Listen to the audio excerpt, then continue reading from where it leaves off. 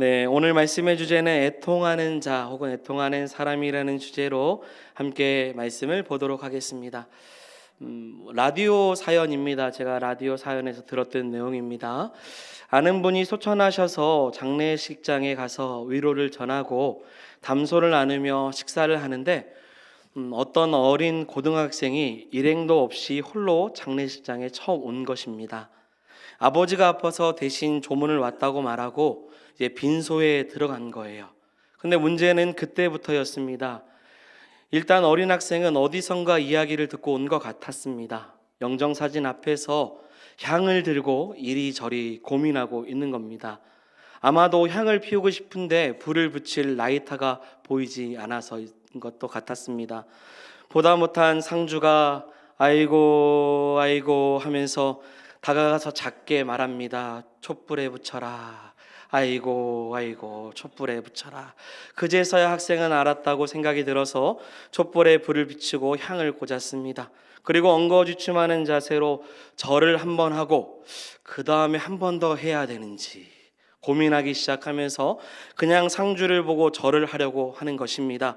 그때 상주가 아이고 아이고 한 번 더 해라. 아이고 아이고 두 번은 해야 된다라고 하는 겁니다. 드디어 절을 다 하고 상주를 보고 마지막 인사를 하려는데 어린 학생은 어디선가 들었는지 삼가 그 다음 말이 생각이 나지 않았던 겁니다. 삼가. 그러자 상주는 아이고 아이고 됐다 알았다 괜찮다 가서 밥 먹어라 아이고. 네, 이런 이야기죠. 주변에 있는 사람들이 다 듣고 박장대소했다라는 라디오 사연을 듣게 되었습니다. 나름 애도하고 위로하려고 조문을 갔는데 장례 예절을 몰라서 일어난 에피소드이죠. 예전에도 저도 그렇고 이제 저희 아버지를 좀 생각해 보면요, 저희 아버지는요 신자가 아니셔서 친구들과 장례식장에 가면 절을 하시고요, 저희와 함께 가면 옆에 서서 기도를 하십니다. 뭐가 되든 애도하면 된다는 마음으로 함께 하셨던 것 같아요. 오늘 말씀은 애통하는 자에 대한 말씀입니다. 애통, 슬퍼하고 가슴 아파한다라는 단어의 뜻이 있죠. 애통. 이것은 세상에서 말하는 애통의 의미입니다. 여러분, 우리는 이 팔복에 대해서 함께 몇 차례 살펴보았습니다. 여러분, 팔복은요 크게 두 가지 핵심의 내용이 있습니다. 첫 번째는 예수님께서 산상수훈을 통해서 팔복을 말씀하실 때 하나님 나라에 대한 주제를 가지고 전체를 말씀하고 계신다라는 거예요. 이게 뭐라고요? 하나님 나라에 대한 주제가 이 팔복에 담겨져 있는 내용입니다. 곧 하나님의 나라는 이와 같다. 이게 팔복의 말씀이에요. 그래서 하나님 나라를 사모하는 사람은 이와 같아야 하고 그 나라를 사모하는 사람에게는 이와 같은 복이 있다라는 사실을 말해주고 있는 것이 팔복이에요. 기억하시겠죠? 두 번째는요, 팔복은 각 절마다 두 행으로 구성이 되어 있다라는 겁니다. 그래서 일행은 땡땡 하는 자이고, 그리고 이행은 그런 사람에게 주는 복이 있다라는 거예요. 뭐뭐 하는 자에게 일행입니다. 그 다음 어떠한 복이 있다. 이렇게 이루어지는 것입니다. 일행의 뭐뭐 하는 자는 하나님을 닮아가기 위해서 노력하는 사람을 말해요.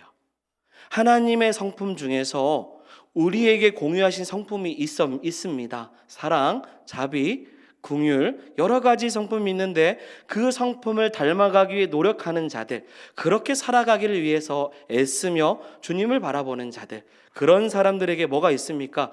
복이 있다라는 사실을 말씀하고 있어요. 그래서 이 8가지의 복은 결국 산상수훈을 강론하시는 누구를 가리키냐면 예수님의 모습을 말하고 있는 겁니다. 8가지의 복은 그런 사람들의 모습은 결국 누구의 모습이냐면 예수 그리스도께서 이 땅 가운데 오셔서 보여주신 모습인 거죠. 예수님을 닮은 자에게는 그래서 이러이러한 축복이 있습니다. 그래서 예수님은 뭐라고 말씀하셨냐면 복이 있다. 복이 있다라고 말씀하시는 거예요. 예수님을 닮는 자에게 하나님 나라에서 누릴 수 있는 복을 선물로 주신다라는 것이 팔복의 말씀입니다. 자, 또 하나 팔복이잖아요. 팔복. 예, 복인데요. 본문에 복되다라는 이 복이라는 단어는 헬라어로 마카리오스라는 단어를 씁니다. 자, 이 말은 히브리어에서 아슈레에서 70인역으로 번역된 단어입니다. 여러분, 히브리어에서 복은요, 크게 지금 벌써 나왔는데요. 이 두 단어를 씁니다. 하나는 뭐냐면 바라크라는 단어를 쓰고요. 또 하나는 아슈레라는 단어를 씁니다. 여러분, 이 바라크라는 말은 영어로 뭐냐면 블레스를 말해요. 블레스 유, 보통 그렇게 얘기하죠. 반드시 이루어지는 축복을 말할 때 바라크라는 단어가 구약에서 사용이 됐습니다. 그래서 우리도 뭐 외국 사람들이 블레스 유 서로 인사하죠. 반드시 하나님의 축복이 성도들을 향해서 그렇게 눈으로 보여지게 이루어지길 원한다. 이것이 뭐라고요? 바라크라는 단어예요. 자, 그런데 신약에서 나오는 오늘 본문에 나온 이 복은요, 구약에서 뭐냐면 아쉬레라는 단어입니다. 자, 아쉬레는 어떤 뜻이냐면 그냥 행복을 말해요. 행복. 대단히 행복한. 이렇게 번역할 수 있죠. 지극히 좋은 뭐냐면 상태를 말하는 겁니다. 손에 무엇인가 쥐어지지 않아도, 내가 바라는 것이 이루어지지 않아도 나는 너무나도 대단히 행복한 상태인 거예요. 이 단어가 구약에서 어디서 사용되냐면 시편 1편에 복 있는 사람은 할 때 그 복에서 사용되는 단어예요. 그때 아쉬레를 썼습니다. 그리고 신명기 33장에 모세가 이스라엘 백성들을 축복할 때도 너는 행복한 자로다 혹은 행복한 사람이로다 라고 말할 때도 아쉬레, 행복이라는 단어를 사용한 것입니다. 여러분, 아쉬레는 복 그 자체를 말하고 있습니다. 복의 근원이신 하나님으로 인해서 행복한 상태를 말해요. 지금 예수님께서 산상수훈을 선포하시면서 팔복을 말씀하시는데, 이 팔복은 어떠한 복이냐면 하나님 나라 안에서 누릴 수 있는 복을 말하는 겁니다.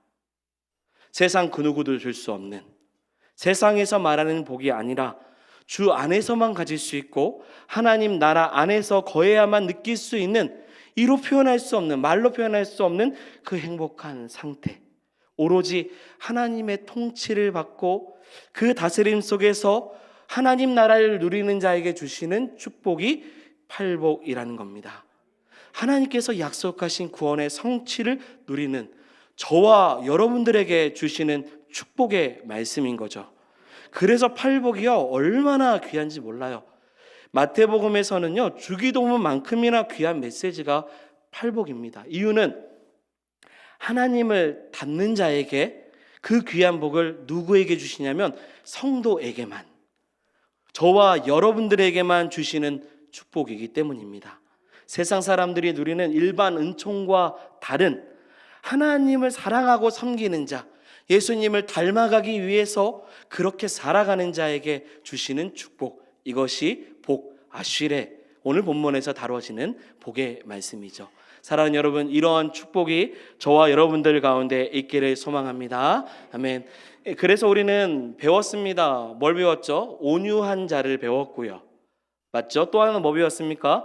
긍휼히 여기는 자를 배웠습니다. 그전에는 마음이 청결한 자를 배웠어요. 오늘은 네 번째, 뭡니까? 애통하는 자에 대한 말씀입니다. 자, 이제 말씀 속으로 한번 들어가 보죠. 우리 4절 말씀 한번 살펴보도록 하겠습니다. 같이 읽어보겠습니다. 받을 것이미요. 아멘. 아멘. 사랑하는 여러분, 애통하는 자가 뭐가 있습니까? 복이 있다고 말씀하셨습니다. 할렐루야. 어떤 복이냐면 그들이 위로를 받을 수 있는 복이 있다고 말씀하시는 거예요. 예수님은 그 당시에 산상수훈을 통해서 정말 많은 이스라엘 백성들 앞에서 말씀하시죠. 애통하는 사람이 되라라고 말씀하셨습니다. 애통이 무엇입니까? 제가 아까 서론에도 말씀드렸지만 단어 그대로 보면요, 슬퍼하고 가슴 아파하다라는 뜻이에요.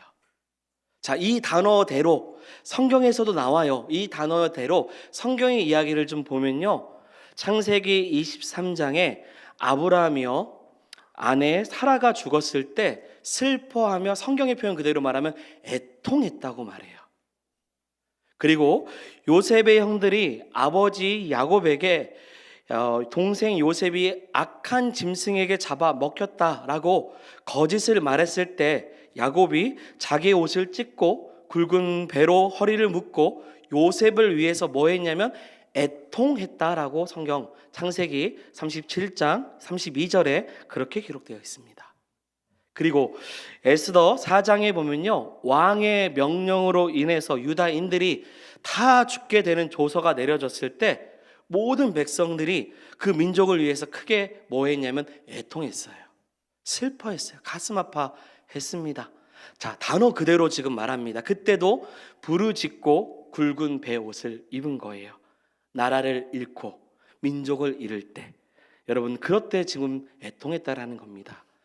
여러분 보통 애통은요 이런 거예요. 자신이 가장 아깝게 아끼던 것을 잃어버렸을 때예요. 또 내 것이라고 생각했는데 누군가가 강제로 약탈했을 때, 자신이 가장 얻고 싶었던 것을 얻지 못했을 때 애통한다고 말합니다. 그런데 오늘 본문 4절에 나와 있는 이 애통은요, 예수님께서 말씀하신 애통은 세상의 방식과 같은 그런 애통이 아니에요. 그리고 제가 금방 성경의 말씀에 구약 이야기를 했는데요, 성경에서 나타나는 누구나 한 번쯤 사랑하는 사람들을 다 떠나보낼 거잖아요. 맞죠? 떠나보냅니다. 그럴 때 일반적으로 겪는 애통을 말하는 것도 아닙니다. 사랑하는 가족을 잃을 수 있어요. 그런 애통이 있을 수 있습니다. 나라를 잃은 애통도 있을 수 있어요. 누구나 한 번쯤 경험하는 그런 애통의 종류가 오늘 4절에 나오는 애통이 아니라는 겁니다. 자, 예수님께서 산상수훈을 통해서 지금 이스라엘 백성들에게 말하는 애통은 여러분 기억하셔야 됩니다. 이 애통이 뭐냐면 죄에 대한 슬픔입니다. 죄에 대한 슬픔을 말하고 있는 거예요. 자신의 행동으로 지은 죄, 자범죄, 내가 알게 모르게 지은 죄들, 인간이기 때문에 태어나면서 갖게 된 원죄, 본능적으로 갖게 되는 세상 죄들, 이 모든 죄에 대한 인식을 갖고 그 죄에 따라 뭐 하는 겁니까? 애통하는 거예요. 하나님 앞에서 마땅히 해야 될 일을 하지 못했던 죄, 그걸 가지고 애통하는 거예요. 하나님 앞에서 하지 말아야 될 것을 갖고 행했을 때 갖는 애통, 선행을 하고 싶지만 선행을 못했을 때 갖는 애통, 악을 행하고 싶지 않았지만 악을 행할 수밖에 없었던 나의 모습을 보며 죄에 대한 애통을 말씀하시는 거예요. 세상은요, 웃으면 복이 온다고 말합니다. 예수님도 지금 울면 복이 있다라고 말씀하셔요. 근데 그건 그런 의미가 아닙니다. 우리 시대 성도들과 옛 시대의 성도들의 큰 차이점 중에 하나가 바로 죄 인식입니다. 옛 성도들은요, 죄에 대한 깊은 인식이 있었어요. 중세 시대 때 이신칭이요, 오직 의인은 믿음으로 말미암아 살리라, 그 진리를 깨닫는 순간 나의 죄가 나의 공로로도, 면죄부라고 하죠, 돈으로도 해결되는 문제가 아니구나, 그것을 깊이 깨달았을 때 나를 용서하시는 하나님의 은혜가 아니면 안 된다라는 사실을 깨닫는 순간 회개했어요. 애통했어요. 하나님, 내가 죄인이었습니다. 내가 죄인이었고 죄인입니다. 내가 하나님 앞에 설 수 없습니다. 이 애통함이 있었다는 거예요. 스펄전 목사님은요, 청소년 시대 때 15살 때요, 회심을 했어요. 이 회심하고 나서 이전에 7년 동안의 삶을 돌아보면서 자신의 죄에 대해서 고통의 시간을 가졌습니다. 여러분, 이 자리에 청소년들도 있습니다. 청소년 때 하나님을 만나고 나서 자신의 죄에 대한 문제를 보고 그 이전에 7년의 시간을 돌아본 거예요. 그리고 너무 고통의 시간을 갖고 회개하는 마음을 가지면서 자기 스스로 자신을 뭐라고 말했냐면 두더지만도 못한 존재라고 말했어요. 어두컴컴한 땅속에 사는 두더지처럼 죄악에서 산 존재라고 그 청소년 때 하나님 앞에 애통하면서 기도했다는 거예요. 여러분, 애통은 자신의 죄를 직접 대면하는 겁니다. 자신의 죄를 믿음의 눈으로 보는 거예요. 내 가정의 죄, 내 나라의 죄를 하나님 앞에 죄를 범했다라는 것을 인정하고 그 사실을 깨닫고, 그래서요 여러분, 도저히 내 힘으로 안 돼서 하나님께 구할 수밖에 없는 사람이 갖는 마음이 뭐냐면 애통인 거예요. 사랑하는 여러분, 오늘날의 성도의 문제는 애통이 없다는 겁니다. 자신의 죄를 못 봐요. 내가 하나님 앞에 너무 떳떳합니다. 이 나라의 죄를 못 봅니다. 하나님께 죄악된 삶을 버리지 못하고 세상을 그냥 즐겨요. 여전히 죄를 범하는데 회개하지 않고 죄를 뭐 하냐면요, 이게 표현이 그런데 덮고 또 덮어요. 그냥 묻어 놓습니다. 이게 오늘날의 그리스도인의 모습이죠. 그 모습을 보고 하나님이 오히려 애통하십니다. 사랑하는 여러분, 하나님 나라의 백성은, 예수님을 따르는 제자들은요, 자신이 가지고 있는 것을 누리고 있다는 것에 자만하거나 성공과 풍요로움과 그리고 번영에 취하여서 교만하고 그리고 자기 만족에 빠지는 사람이 하나님 백성이 아니에요. 세상과 악과 죄악된 이 세상을 보고 비통해야 돼요.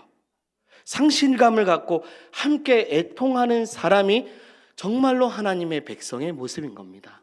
지금 산상수훈을 통해서 예수님은요, 여러분 복 받으세요가 아니라 여러분 지금 뭐 합니까?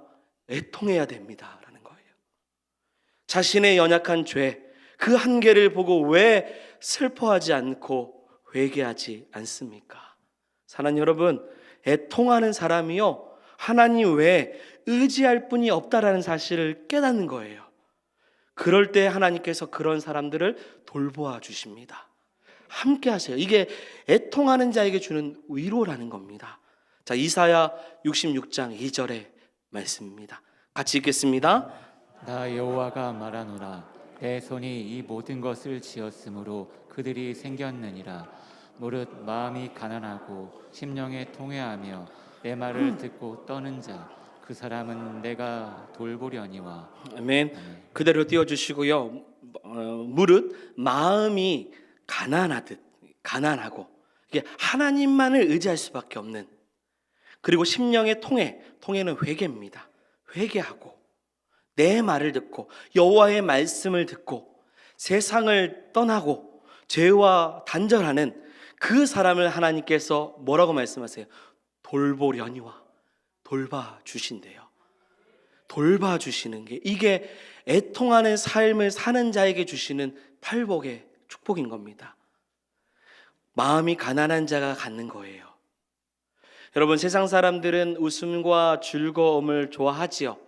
슬픔과 애통을 좋아하지는 않습니다. 세상 사람들은요, 우는 자들, 애통하는 자를 좋아하지 않아서 우환이 있는 자를 멀리하고요, 우울한 사람을 가까이 하지 않으려고 합니다. 왜죠? 나도 힘든데 내 곁에 침울하게 옆에 있으면, 그리고 다운된 감정을 가지고 함께 있으면 나도 전염이 될까 봐, 나도 힘들까 봐, 그래서 가까이 두지 않아요. 그러나 사랑하는 여러분, 우리 하나님은 다르십니다. 애통하는 자를 찾으세요. 마음이 상한 자를 가까이 하셔요. 이런 사람을 하나님이 좋아하신대요. 우리가 애통하게 주 앞에 나아가는 걸 주님은 좋아하신다고 말씀하시는 겁니다. 시편 34편 18절 말씀입니다. 같이 읽겠습니다. 여호와는 마음이 상한 자를 가까이 하시고 충심으로 통회하는 자를 구원하시는도다. 아멘. 마음이 상하는 자, 애통하는 자를 가까이 하고 찾으셔요. 사랑하는 여러분, 다시 한 번 더 축복합니다. 애통하는 성도가 되길 원합니다. 그런 축복이 있길 원합니다. 하나님이 우리를 찾으실 거예요. 자, 그리고 본문을 한 번 더 살펴볼 때요, 저는 절대 놓치지 않아야 될 한 가지의 사실이 있다고 또 발견했습니다. 우리 4절 한 번만 더 읽어볼까요? 같이 읽겠습니다. 애통하는 자는 복이 있나니 그들이 위로를 받을 것이며. 아멘. 여러분, 애통하는 자, 원래 헬라어로 직역을 하면요, 애통하는 자들입니다. 그래서 이 말씀의 의미는 계속, 지속, 반복의 의미가 있어요. 여러분, 이거 굉장히 저는 묵상하면서 중요하다고 생각이 들었어요. 자, 갑자기 제가 생각이 나요. 그래서 말씀에 따라 애통합니다. 좋습니다. 맞습니다. 가정이 힘들어서 애통해요. 나라가 힘들어서 애통해요. 죄가 생각이 나서 그때 애가를 부르고 애통합니다. 맞습니다. 그것이 복이에요. 하나님의 마음입니다. 그런데 예수님께서 지금 말씀하시는 애통하는 자들은요, 바로 애통하는 삶을 사는 자들입니다. 한마디로 그들의 삶의 특징, 삶의 스타일이 그냥 애통 그 자체인 거예요. 이러한 삶을 사는 자가 복이 있다고 말씀하십니다. 갑자기 애통한 일이 생기면 그렇게 기도할 수도 있고 그런 마음을 가질 수 있죠. 그러나 예수님은요, 그것이 삶이 돼야 된다라는 겁니다. 타락한 세상을 보면서, 예수 안 믿는 사람들을 보면서, 자신의 죄를 보면서 날마다 죄악된 이 세상을 보고 안타까워해서 도저히 하나님을 의지하지 않고서는 답이 없다고, 그러한 삶을 날마다 살아가는 자를 사랑하는 여러분, 예수님께서 찾으십니다. 하나님께서 가까이 하기를 원하시는 거예요. 사랑하는 여러분, 물론 자신의 처한 상황이 너무 비참하고 그 결과에 따라서 너무 억울하고 원통함 때문에 애통할 수 있어요. 그럴 경우 내가 당한 원통함과 억울함을 하나님이 신원해 달라고, 복수해 달라고 애통할 수 있습니다. 그러나 사랑하는 여러분, 하나님은 하나님의 마음으로 애통하는 성도를 찾으시는 겁니다. 그래서 여러분, 애통하는 삶을 사는 성도가 되길 원합니다. 교회를 보고요, 이웃을 보고요, 나의 가정을 보고 열방을 보면서 죄를 두려워하는 마음으로 옷을 찢고 마음을 다해서 하나님, 내가 이 죄 앞에서 설 수 없사오니 주여 나를 도와주십시오, 이런 애통함을 갖는 사람이 되기를 원합니다. 자, 그러면 이런 애통함을 갖는 사람에게 주시는 축복이 오늘 본문에 나왔죠. 그냥 한 단어로 나왔습니다. 뭐라고 말씀하셨죠? 위로야, 위로. 예수님은요, 죄에 대한 애통함을 가진 자, 하나님께로부터 위로를 받는다고 말씀하셨습니다. 하나님의 용서의 은혜는 진정으로 자신의 죄에 대해서 깨닫는 자에게 찾아오는 거예요. 죄를 깨달았으면 어떻게 해야 됩니까? 유일한 용서가 하나님께 있음을 받아들이는 거예요. 그래서 이 깨달음 통해서 애통하지 않으면 오히려 이것이 해결되지 않은 것과 같이 나아가야 됩니다. 저는 자신의 죄를 정확하게 깨닫고 그 문제에 직면했던 한 사람이 떠올랐습니다. 그게 바로 누구냐면 다윗입니다. 다윗은요, 우리아의 아내 밧세바와 동침한 후에 선지자 나단이 그에게 왔을 때 이 모든 죄를 하나님께서 일일이 다 보여주셨을 때, 책망하셨을 때, 그때 다윗이 어떻게 했는지를 우리는 기억해 봐야 됩니다. 다윗이 어떻게 했습니까? 바로 하나님 앞에 엎드렸어요. 자신의 죄를 놓고 애통했습니다. 자신의 모든 죄를 하나님 앞에 하나도 빠짐없이 고백을 했어요. 얼마나 고백을 많이 했는지 그냥 시편 51편 전체가 다 죄에 대한 고백이에요. 자신의 죄는요, 우리아를 죽게 한 거예요. 자신의 죄는 그의 아내 밧세바를 취한 것뿐입니다. 그런데 다윗은 자신의 모든 삶의 영역, 어렸을 때부터 지었던 죄까지 하나님 앞에 다 고백을 해요. 자, 시편 51편 5절 말씀입니다. 같이 읽어보겠습니다. 내가 죄악 중에서 출생하였으며 어머니가 죄 중에서 나를 잉태하였나이다. 아멘. 하나님 보십시오. 내가 태어날 때부터 악했습니다. 내 어머니가 나를 잉태할 때부터 죄가 있었어요. 원죄입니다. 원죄. 그리고 하나님, 내 죄에서 돌이켜 주옵소서. 자범죄죠. 내 모든 죄악을 지워주십시오. 회개의 기도를 합니다. 주님, 나에게 주의 얼굴을 돌리지 마시고 주 앞에서 쫓아내지 마옵소서. 내 죄 때문에 구원의 즐거움이 없습니다. 내게 회복을 주십시오. 내 심령이 너무나도 가난합니다. 애통합니다. 하나님이 원하시는 삶을 살기 원합니다. 죄가 뻔하게 드러났는데 너무 뻔뻔한 삶을 나는 살지 않기를 원합니다. 이게 지금 다윗의 고백이죠. 그러면서 시편 51편의 16절 17절 이렇게 고백합니다. 주께서는 제사를 기뻐하지 아니하시나니 그렇지 아니하면 내가 드렸을 것이라. 주는 번제를 기뻐하지 아니하시나이다. 하나님께서 구하시는 제사는 상한 심령이라. 하나님이여 상하고 통회하는 마음을 주께서 멸시하지 아니하시리이다. 아멘. 하나님, 하나님께서 원하시는 예배, 찢겨진 심령을 가지고 깊이 누이치는 마음, 애통하고 통회하며 나아가는 예배를 드리길 원합니다. 사랑하는 여러분, 우리는 매 주일마다 그와 같이 주 앞에 나와야 됩니다. 예배를 드리기 전에 주님, 내가 너무 한 주간에 삶의 죄악이 많습니다. 깊이 내 마음을 찢고 토로하는 마음으로 이 죄의 진정한 회복은 하나님께 있음을, 용서를 해주실 분은 주님밖에 없음을 고백하며 나와야 돼요. 죄에 대한 유일한 해결책이 하나님이시고 그 하나님이 보내신 예수 그리스도의 십자가의 그 죽음을 통해서 있다라는 사실을 우리는 고백해야 된다는 것입니다. 예수님의 죽으심이 바로 나의 죄에 대한 죽음이고요, 나의 죄의 형벌을 대신 받으신 죽음으로 우리가 애통하는 자가 받는 뭐예요? 위로가 하나님께 있다라는 거예요. 죄를 해결하지 못해서 어떤 위로도 위로가 되지 않았는데 스스로 애통할 수밖에 없었던 우리 인생에 유일하게 우리를 위로하실 분, 사랑하는 여러분, 예수님밖에 없다라는 사실을 믿는 것입니다. 그래서 죄에 대한 애통함은요, 예수님께서 우리의 죄를 용서하시고 사죄함을 통해서 얻는 그 위로인 줄 믿습니다. 그래서 사랑하는 여러분, 죄에 대해서요, 애통함이 있는 사람은 예수님을 절대적으로 필요해요. 예수님을 절대적으로 필요하지 않을 수 없습니다. 죄에 대한 애통함이 없는 사람이요, 자신의 죄를 용서해 주기 위해서 십자가에 달리신 예수님을 필요로 하지 않는 거예요. 애통하는 삶을 살 필요가 없습니다. 왜냐하면 애통함이 없는 사람은 예수님의 위로를 경험하지 못하기 때문입니다.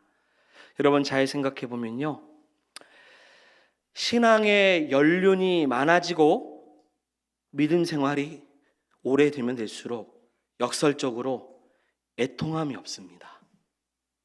회개의 기도가 줄어들어요. 너무나도 아이러니합니다. 믿음 생활 처음 할 때는요, 어린아이 같아서요, 은혜 받으면 눈물이 멈추지 않아요. 다 내 잘못 같고요, 내가 하나님 앞에 죄가 많다고 생각이 들고 눈물이지 마르지 않는 것처럼 교회 마룻바닥을 적시며 홀로 철야 기도할 때 이게 지금 기도하는 건지 눈물 흘리는 건지 모를 정도로 애통하며 나아갑니다. 그런데 어느 순간에 신앙생활을 오래 하면 할수록 애통함이 없습니다. 눈물이 없어요. 하나님 외에 나를 위로할 자가 없다고 말해야 되는데, 예수님이 절대적으로 필요하다고 말해야 되는데 기도가 마릅니다. 눈물이 말라요. 부르짖음이 말라요. 애통을 안 합니다. 회개를 안 해요. 그러면서 내 부르짖음이 없고, 여러분, 말씀을 귀로 듣는 것만으로도 위로를 받으려고 하는 너무 이기적인 신앙의 모습을 가지려고 합니다. 사랑하는 여러분, 기도가 마르면요, 애통함을 갖지 않으면, 회개하지 않으면 답이 없습니다. 따라서 애통함도요, 오히려 성숙한 신앙을 가질 경우에 사랑하는 여러분, 비례하기를 소망합니다. 죄의 깊이가 더 깊어져야죠. 그리고 회개에 대한 깊이를 가지고 기도해야 됩니다. 하나님을 향해서 애통함을 줄어드는 것이 오히려 이상하다고 생각하고 회개해야 돼요. 하나님, 왜 내가 애통함이 없습니까? 내가 잘못이 이렇게 많은데 왜 나는 잘못을 덮습니까? 자신이 잘못하고 나서도 조금밖에 애통하지 않는 사람은요, 그 잘못을 반복해서 더 지을 가능성이 큰 것입니다. 왜냐하면 죄에 대한 인식이 없기 때문입니다. 죄에 대한 애통이 없으니 위로도 적게 받는 것입니다. 그러면 하나님을 찾지 않습니다. 반복해서 죄를 또 범해요. 자, 여러분, 깊은 신앙을 갖고 주신 귀한 직분을 가지고 자신의 죄를 직시할 수 있는 애통함을 갖는 성도가 되기를 원합니다. 그래서 주의를 범하는 죄, 가정 안에서 짓는 죄, 학교에서, 직장에서 범하는 모든 죄, 세상 사람들이 말하는 모든 죄악들의 삶을 살면서 우리가 지었던 모든 죄, 하나님 앞에 애통하지 않으면 답이 없는 줄 알고, 사랑하는 여러분, 하나님 앞에 매 예배마다 애통하는 심령을 가지고 나아갈 수 있는 성도가 되기를 소망합니다. 가정을 위해서, 이웃을 위해서, 친구를 위해서, 나라를 위해서, 민족을 위해서, 세상을 바라보며 애통할 때 이것이 하나님이 우리에게 주시는 위로라는 거예요. 그게 뭔 말입니까? 나는 나와 상관없는 공동체와 나에게 거리 먼 나라를 위해서 기도한 것뿐인데 복은 누가 받아요? 내가 받는 거예요. 내가 그냥 나만이 아니라 다른 것을 위해서도 기도했는데 하나님의 통했는데 이 땅을 보면서 슬퍼하고 나아갔는데 복은 다 내가 받는 겁니다. 회개하고 통회하는 마음으로 죄를 자백하는 이 시대 속에서 우리의 죄를 용서하시는 십자가의 은혜를 기억하기를 소망합니다. 결론입니다. 여러분, 애통하시기 바랍니다. 하나님 앞에 자신의 죄를 인식해야 돼요. 예배 안에 짓는 죄, 예배 밖에 안에서 짓는 죄, 하나님을 의지하지 않고 살아가는 죄, 세상 속에서 범하는 모든 죄를 인식하고 애통하는 자가 되어서 위로를 받을 수 있는 성도가 되길 원합니다. 이 땅을 보면서도 기도하십시오. 전쟁 가운데 있는 나라를 보고도 기도하십시오. 타락한 이 땅을 보면서 다음 세대를 보고도 애통하십시오. 구원받지 못한 영혼들을 보며 안타까워 그게 가족이든 이웃이든 그를 보면서 애통하십시오. 위로는 하나님이 우리에게 주십니다. 이것이 우리에게 주시는 축복인 줄 믿습니다.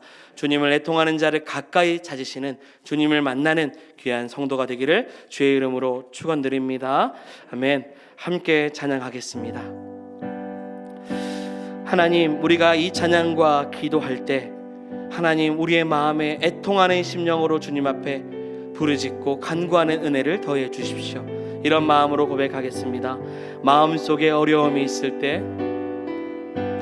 마음속에 어려움이 있을 때,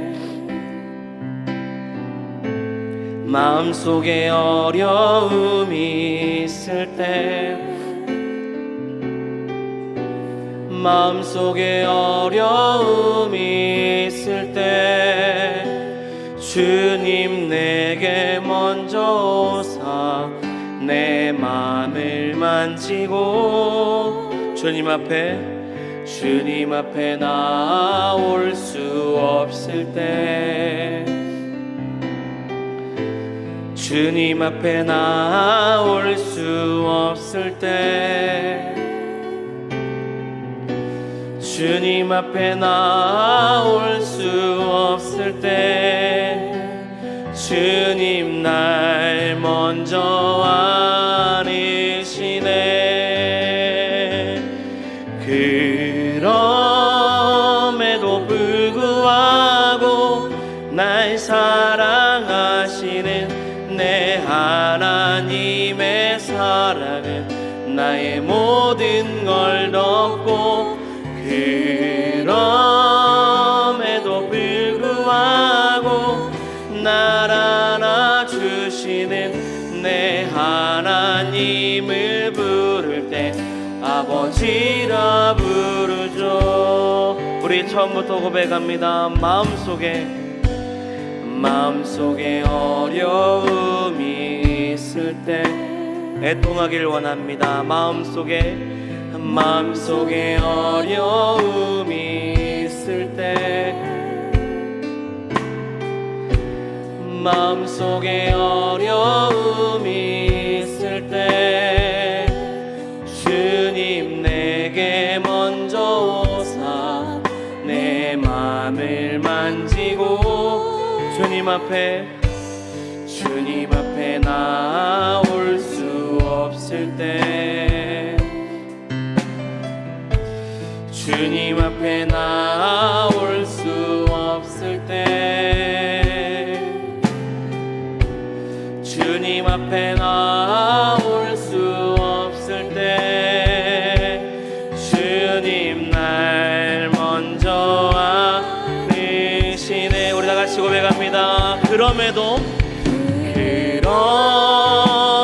불구하고 날 사랑하시는 내 하나님의 사랑은 나의 모든 걸 덮고, 그럼에도 불구하고 날 안아주시는 내 하나님을 부를 때 아버지라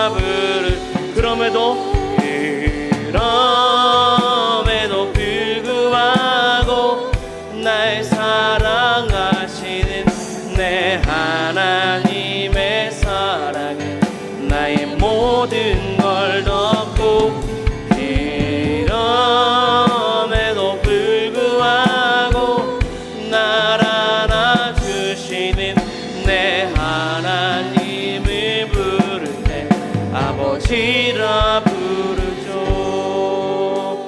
그럼에도